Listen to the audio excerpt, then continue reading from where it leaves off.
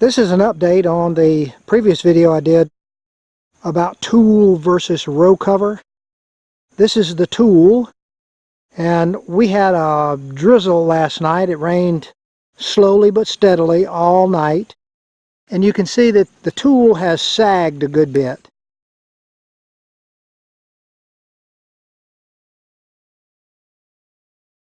You're looking through the tulle, you can see the water drops on the top of the tulle. The tulle is actually so heavy with the raindrops that it's weighing down the plants. The row cover, which is basically Rime, is still standing pretty well. It has protected the plants from cabbage butterflies, which was the goal. One problem with these store-bought row covers, they tear real easily. That could be a problem. So I'm not sure if that's just poor quality material or something we should watch out for or what. I'll pull the row cover back on a couple of these plants so you can see just how good they look.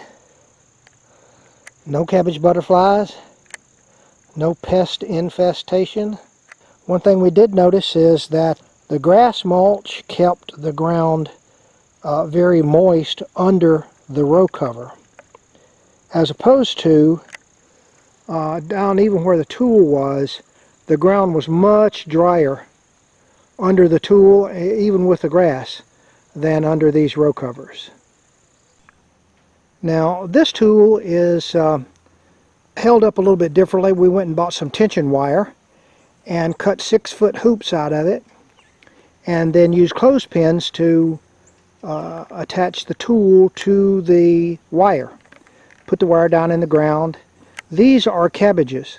Look at the size of these cabbages. They've only been in the ground about 2 weeks, and they're pushing the tulle up already. But you can look and see that the tulle is actually weighing down on the plants with the weight of the water. So we're going to just have to put these closer together. Over on the other side of the asparagus, you can see what we did. We made some rectangular hoops out of PVC pipe and draped the tulle over it.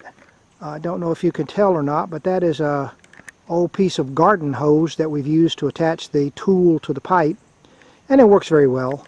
But again, we still have the problem of the tulle sagging. So these things are going to have to be a lot closer together if we're going to use tulle.